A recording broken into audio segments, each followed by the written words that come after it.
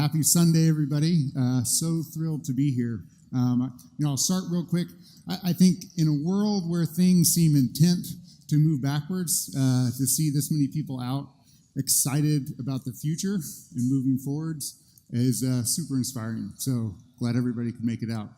I want to talk today about the future of the Internet of Things, specifically unlocking an internet that works for you. Start things off with this quote by a partner at the investment firm Andreessen Horowitz. So Benedict Evans says, Internet of Things is no more a product category than contains electricity is. I think this is really interesting. I mean, it just feels inevitable. I've had a front row seat to the development of the Internet of Things at IFTTT for the last 5 years, and it's clear there's still all kinds of problems that we've got to work out. If anybody's ever tried to connect to Wi-Fi, one of these things, you know what I'm talking about. It's a regular nightmare.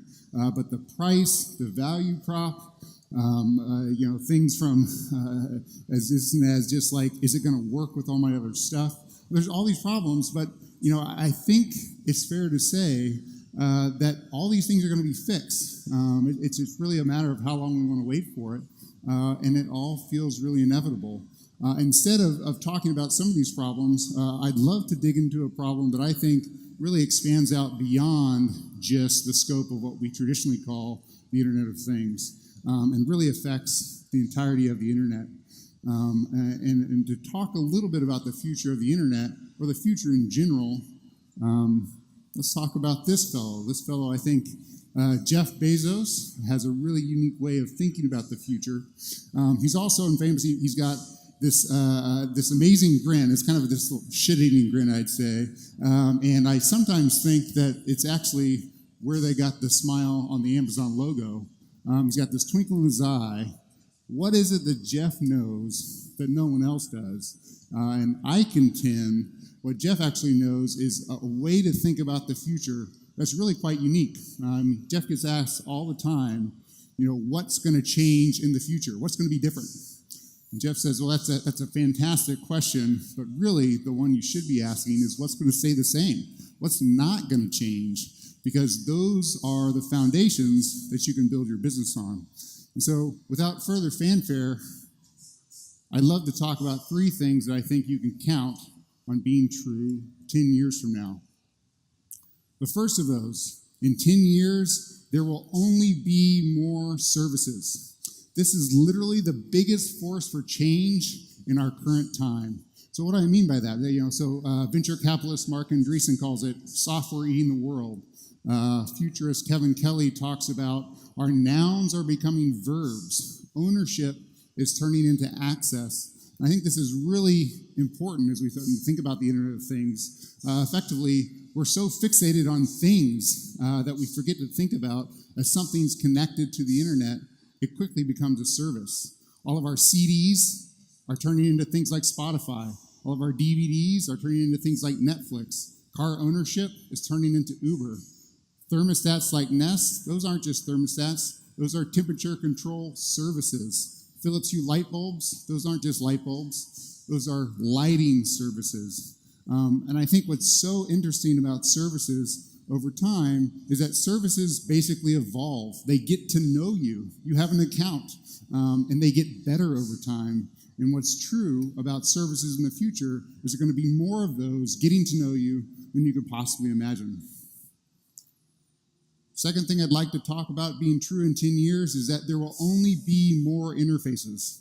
If you think you're sick of your kids or your friends, your husbands, your wives being stuck in front of their screens all day, I've got something else for you. This isn't getting any better. In fact, there's only going to be more screens. Right now, I think that one of the popular ways to think about interfaces is that they're actually, they replace one another.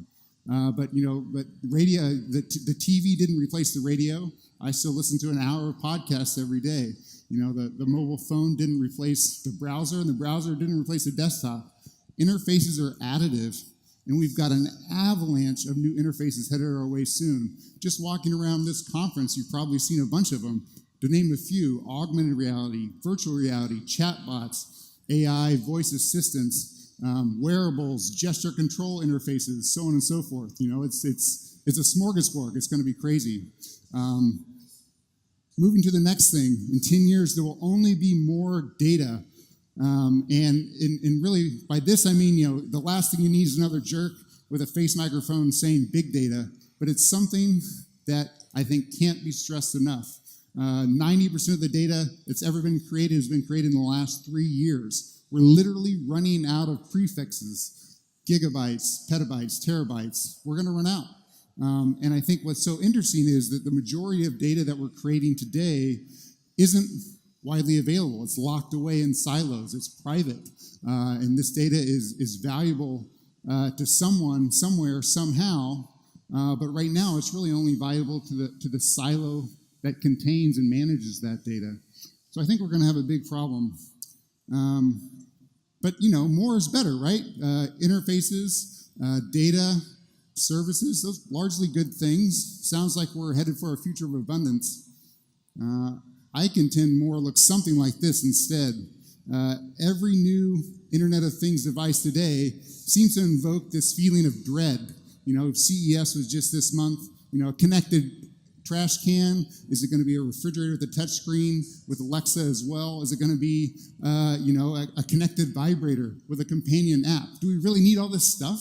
And I think what's so fascinating is that each one of these new things now invokes this fear that, is it going to be compatible? Is it going to work with all the stuff we already own? And in fact, this kind of innate fear, this fear of more, is really built into our current industry, our way of thinking. More is the enemy of compatibility. In fact, more is actually a law. It's the standard way that things work. Once computers were introduced, our rate of technological progress has become exponential. And humans don't think exponentially. We think linearly. We've evolved over thousands of years to think in terms of spatial distances. How far away is that woolly mammoth? How many people can we fit in this cave? The all-time classic is, are we there yet? And I think exponential is scary. Exponential is different. And I think we're going to have a big, big problem. And I think that problem is starting to become clear. What that is that incompatibility, this fear that things aren't going to work together. And this goes way beyond a bunch of new dongles you've got to get every time you upgrade your iPhone. As we surround ourselves with new services that have to work on more interfaces that all create more data, it's not clear that all this stuff is actually going to work well together. And I think what's so fascinating is this is a battle that we've had before and we've won before. It's almost the battle of technological progress, simplicity versus complexity, compatibility versus more. And we've had champions, effectively saviors, that have saved us in the past when we've been confronted with this huge onslaught of more. And guess who those saviors are? It's folks like this. Windows, who saved us from all kinds of incompatible desktop applications, provided one platform and literally made it possible for millions of people to enjoy the PC.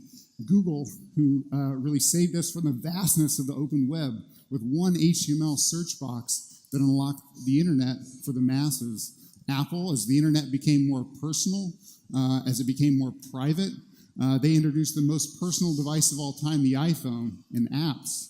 Amazon's very name invokes the vastness of the everything store. It's everything you could possibly want to buy on the internet in one place at a low price, shipped to your house within a day.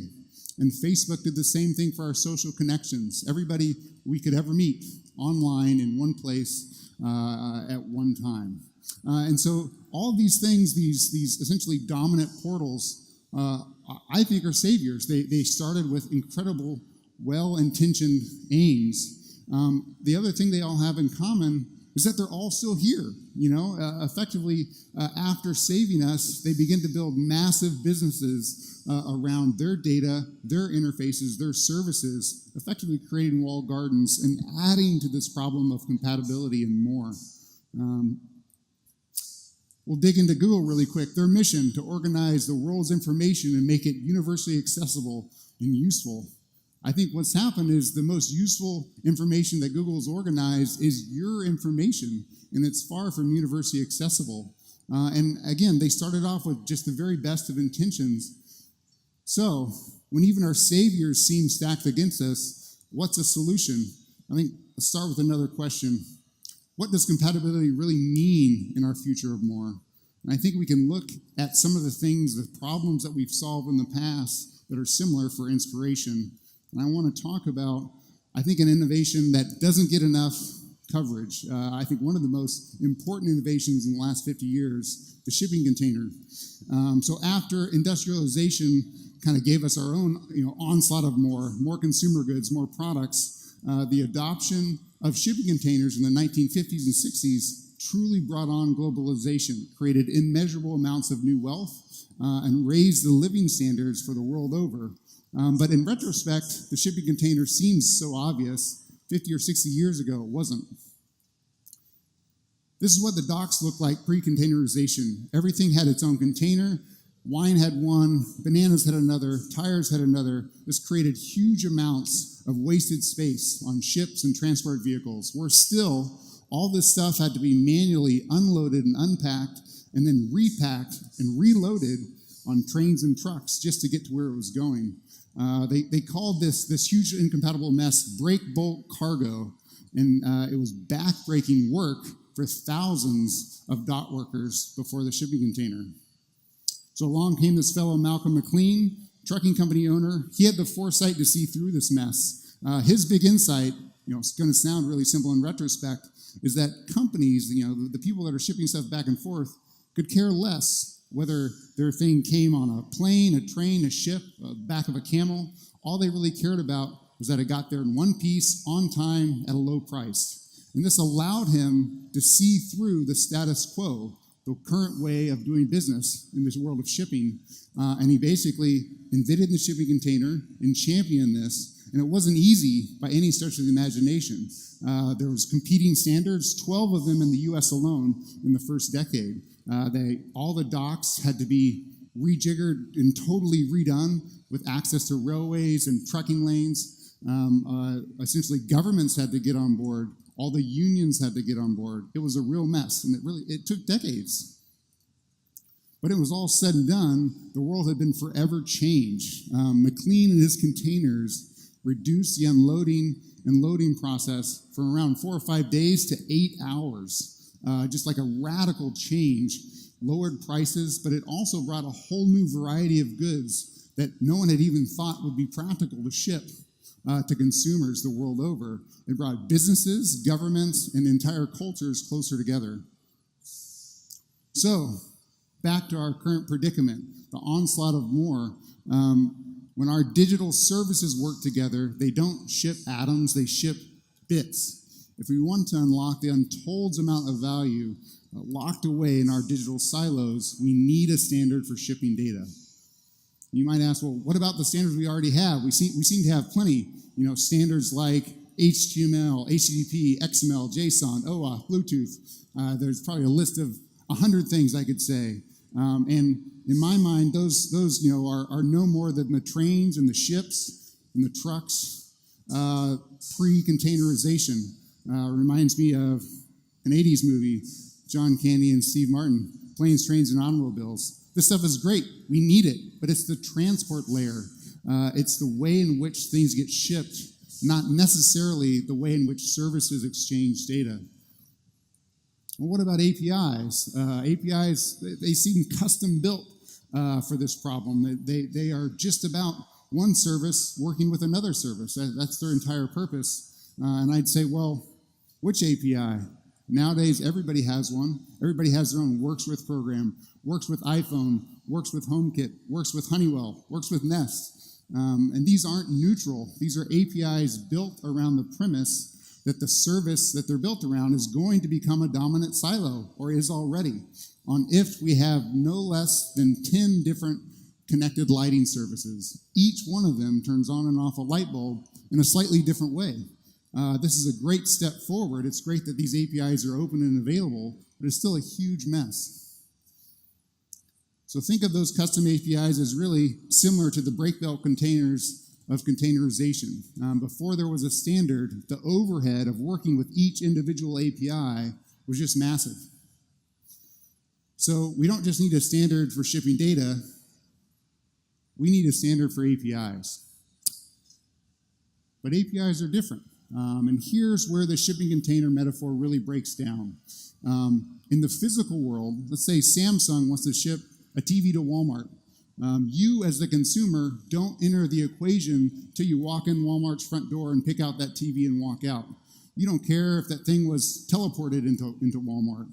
But let's take those same two companies. Let's say Walmart wants to use information that Samsung has about you to make better recommendations on what TV you should buy in store. Maybe Samsung knows something about what shows you watch, how often you watch them, what apps you've downloaded. Exchanges like this are already taking place all the time. The real difference is right now, you as the consumer don't have a seat at the table. You probably don't even know that's happening or that's even an option. But you're a customer of Samsung's and you're a customer of Walmart.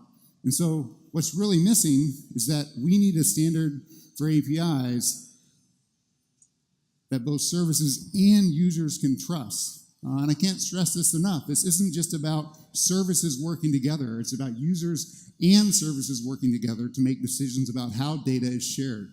And so whether or not you're an entrepreneur thinking about the next great internet service or a consumer that just wants their stuff to work together, I believe the future of the internet and the future of the Internet of Things is about you. And it's about being confident that your data can move from place to place, that your internet can work for you. Thank you.